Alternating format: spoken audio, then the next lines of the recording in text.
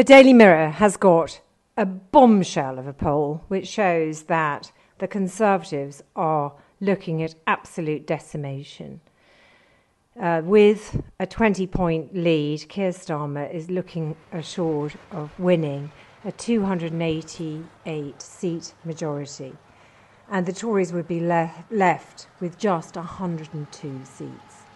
This is an even more seismic result than Tony Blair's historic landslide victory in 1997, when he secured a 179-seat majority and John Major merely picked up 165 seats.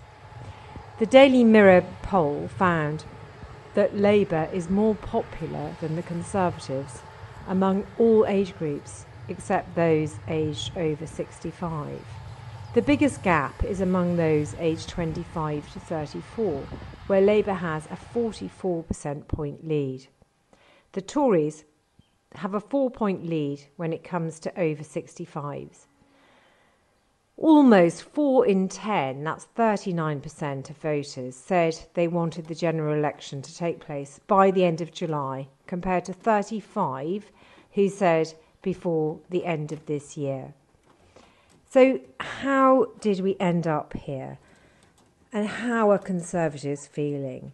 And I think it's really interesting because this is seismic. Things are moving. And it's why recently in the Financial Times they were discussing the fact that farmers are moving to Labour.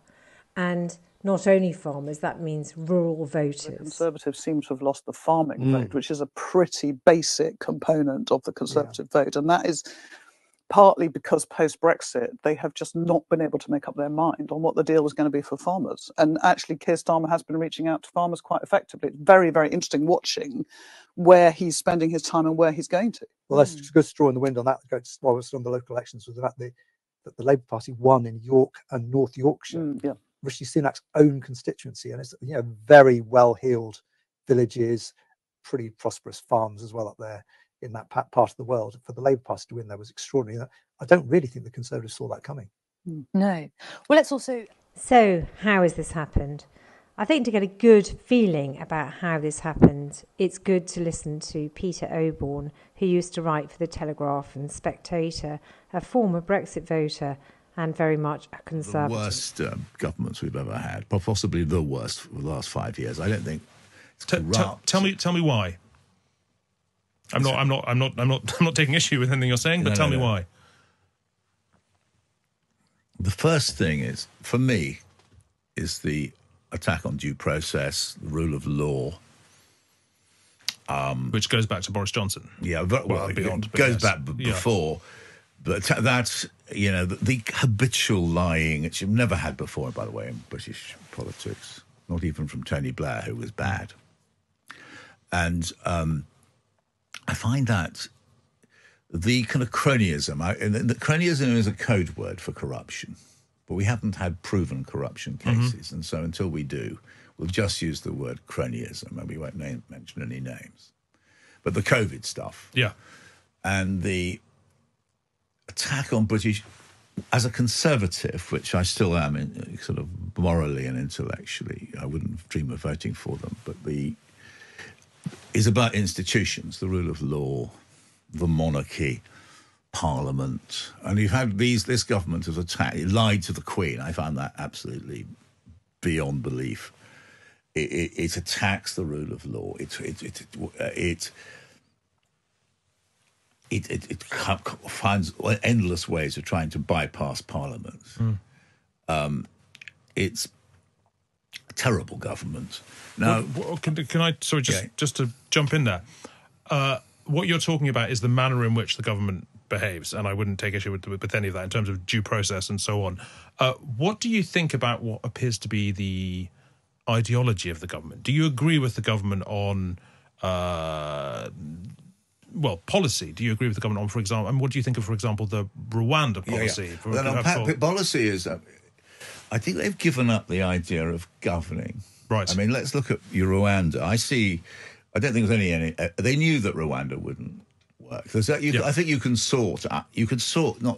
you can manage immigration sensibly with France. You can set up legal processes. Do you think we should have considerably lower immigration, or are you less? I mean, because I think you once did. I think I'm trying to. If what I did, and I might have done. Sorry, I can't remember writing that. Oh, don't worry, I don't remember all my columns either. But what I think what I definitely did do, but I want to is about 20 years ago when I was at The Spectator, I looked at the nature of political debate, and it was a very. It happened under Blair too. I very much disliked that they had a real policy of, or rather, they had a real policy of encouraging mass immigration, and they had a stated policy of attacking immigrants. Absolutely, and that is what I went for, and I analysed it in a book actually. And Blunkett would use horrible language about immigrants while actually they were encouraging. And there were great similarities now. Yes, and it would have been much better if Tony Blair had who started a lot of this dishonest politics, I think. He said, look, we need immigrants. They're good. They're very, very good people, and the economy won't work without them. And I think that, and actually the whole of Britain is founded on immigration, and they've given lots of wonderful examples, and he never had the courage. He thought it would lose him an election, I think. I mean, obviously, and so that is, I believe, that's what fair. I wrote. Yeah, sure. And I exposed it with quite some detail, how that went. But going back to Rwanda, it's classic. This government is not interested in government at all. It's driven by a series of really low-grade people. In which context there's somebody called Isaac Levido inside Downing Street, just gone inside this week, I think, who used to work for Linton Crosby, and it is about. It shames me, and we shouldn't have people like this anywhere near Downing Street. Their interest is in creating what they call wedge issues, which is issues which anger and inflame people, and falsely divide them. And they're typically issues of very little consequence. Now, Rwanda and the associated thing behind it, which is Britain moving out of the international rule of law, European Court of Human Rights and so forth. That is, Rwanda, I don't think was ever. They must have been advised that wasn't ever going to happen, and it falls therefore into the. It started under Johnson, was given to the son. I seem to remember, classic piece of manipulative populism, and then you got a. It falls in like that. Do you remember the bridge between sort of Scotland and Ireland? Yes, wonderful. Johnson kept on coming up with ideas which would make headlines around the place. Like his airport, all of them, And Rwanda was like that. And the tragedy of Sunak, because when Sunak took over, there was a feeling that he was actually Mr. Sensible. And, of course, and we're now reading that he was nervous about, didn't like the Rwanda idea. And if he'd come in and say, look, the Rwanda's nonsense, we're not going to do it, he would have given himself such moral authority, instead of which he carried on with this. But do you think it's going to, I don't mean the policy, I mean the politics, do you think it's going to work when we come to the election this year, we assume this year, do you think we're going to have a real election where the parties have different stances on real issues, or are we going to be in this thicket of issues like Rwanda, of war on woke, all that kind of stuff? Can I tell you, I'm terrified of how the Tories are going to behave this year. Rather reinforced, actually, by a piece by Katie Bowles in this week's Times about the sort of use of TikTok and so on, this is where politics has gone. I mean, but mainly because of this very underreported event just before Christmas, when the British Prime Minister whizzes off to Italy and doesn't have a head of state, a Prime Minister on Prime Minister meeting with Maloney. He joins her sort of political rally. Yeah.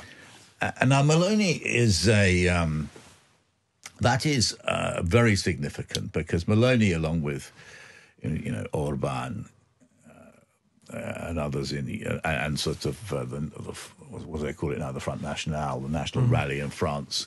That is a territory which is being identified by more and more European politicians and American politicians as really fertile territory, which is adopting the French concept of the Great Replacement theory. And I read with some care Sunak's speech at Meloni's rally. Why he had to go and make it in Italy, I don't know. And he's basically saying, my interpretation of it, that Britain is going to fight the next election on the Great Replacement theory. Which he can't believe. Of course he doesn't believe it. For people who don't know, the Great Replacement theory is this idea that immigration is a plot to replace the white Western population of Europe with more easily biddable immigrants, right? Basically, often conceived of as being theory, masterminded by the Jews. Yeah, and there can be, not always, a Jewish exactly an anti-Semitic element to this. So you think he's nodding to this stuff because he believes it has traction? Well, I think he takes advice. Now, Linton Crosby is one of the most under-examined figures in recent British political history. He's the most significant political strategist of our time. I don't think he's going to be part of this election, by the way. I think he's pulled out. But he won an election from Morrison in Australia 4 times in a row against many odds, and it was by doing this stuff about inspiring hatred. And Levideau is his protégé in the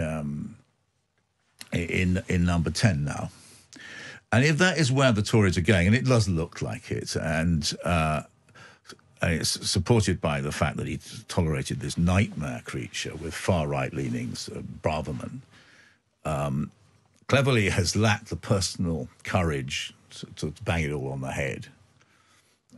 He obviously doesn't like it. He called it, didn't he? He said it was a load of nonsense. But he's taken it on board. So they're fighting. They don't believe it. Yeah. But they're fighting this very strong populist campaign. Well, and how do you think Labour will respond to that? Yeah, that is a really important question. See, what you and I think possibly on the same wavelength here. I would love Starmer to make a speech defending immigration, saying we're not going to go down the murky and disgusting road of these Tory neo-fascists almost. I mean, we can start to get to that territory. We're not there yet, but we are moving there. And we're going to have sensible methods of dealing with immigration. We welcome immigrants, but on the other hand, it's got to be properly fair, legal, and well managed. And then he can take the high moral ground and fight the election on that. And I wonder, he's got the choice. I don't think we know which way he's going on it. Do you think it'd be a vote winner if he did that, or do you think it would be a disaster? I mean, electorally. Yeah. Personally, I think it would be a vote winner. I think they're so discredited. But I agree, it's a difficult decision for Starmer to make, and he feels he's got to win the next election. I understand why he feels that. It's it'd be grossly. But I think the Tories are so discredited now. I mean, I took some heart, by the way, from Mr. Starmer's speech Keir Starmer's speech this week. Yeah.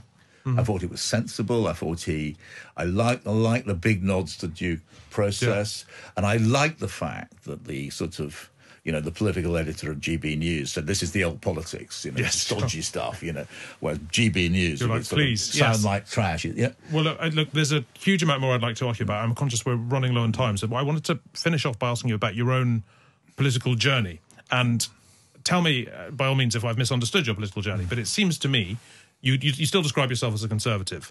You were once very keen on, for example, Ian Duncan Smith. You were very hostile to Tony Blair and much that he did. Certainly you wrote in such a manner. You now find yourself in a position where, as you say, you're quite approving of many aspects of Keir Starmer. A lot of what you write is supported by people who would consider themselves, if not on the left, often on the left. You were supportive of many of the things Jeremy Corbyn said. If not on the left, then certainly the centre left. I'm interested to know whether you think you have changed or whether you've stayed still and everything else has changed. Yeah. It's probably a bit of both. I mean, it is a question of. Yes. Well, in 1978, Paul Johnson, he was a great political writer, wrote a piece. I remember sitting on a train reading it, And it was about, I apologise, I'll do this again slightly. I apologise. In 1978, Paul Johnson, who had been editor of the New Statesman, and he was really, and I absolutely revered as a political writer, modelled myself on him to some extent, sensationally recanted from, he wrote an article in which he said, I'm going to vote Tory at the next election. I can't, the Labour's had it. Doesn't stand for Labour Party values. I remember reading this, and then I read the response by a poet called, I think, James Fenton, who was then the political editor of the New Statesman. And he started off with this brilliant metaphor. He said, you know, when you're in a train leaving a station and you think your train's moving, but actually it's the other train. Yeah. And I definitely think that the Tory party, you can argue that I stayed exactly the same place. I believe in Burkean conservatism, but the Tory party now it has, above all, attacked the institutions. It's torn them to shreds. It hates institutions. It's become part of a far-right conservative movement. That's the way I see it. And I think if you believe that old-fashioned Toryism, which starts really with Croker in the 1830s, gets real head of steam and finds its intellectual stimulus in Burke, and is then sort of intellectually, you've got Oakeshott sort of stimulating and the great 20th century, well, Salisbury, Balfour, Macmillan, Baldwin, even Thatcher, all part, Major very much so. This lot are nothing to do with that. Right. They are part of a far-right conservative, far-right movement, nothing to do with British conservatism at all. They become a clientelism. I mean, use the terms of political science. It's about rewarding your people who back you. It's about making sure there isn't a fair playing field. It's about fixing all the institutions so they'll sell your stories. It's about abuse of power as a way of doing business, and that's awful. So I really hope that Starmer can find a way of articulating a response to that. Nick Cohen keeps on making this brilliant point that actually the Tories, by tearing a shreds due process, of course, Starmer they haven't got a leg to stand on if Starmer does the same thing and uses the institutions of state for his own purposes, for his party political purposes, which is to say, rather than that sort of benign national politics when we're all ultimately on the same side, even though we disagreed very honourably about important matters. That is the politics I believe in, and I think Starmer is much closer to it, I'm afraid, than Sunak, who's just hopelessly out of his depth. Let me know what you think. Comment below, and also, if you haven't subscribed, don't forget to do so.